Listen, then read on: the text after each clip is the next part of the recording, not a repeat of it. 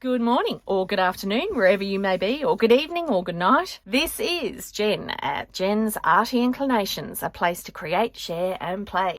Hello everyone. You know how sometimes you make a stencil out of a die cut or something else that's just out of light card or paper? Now look, usually when you're painting over them they do thicken up. However, the other day I used some embossing on some that I want to use a few times. So I just put some clear embossing powder on them and then that has thickened them up, but it's also given them, a bit of a plasticky coating so that they're lasting a bit longer when I'm using them as stencils.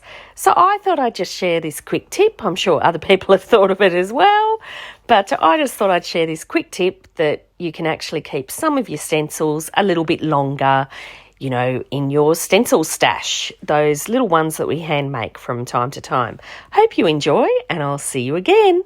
Take care. I'd love it if you could leave me a comment below. Hit the like button if you enjoyed what you saw today. And of course, please subscribe if you haven't already. I will see you next time. And in the meantime, keep creating. Enjoy.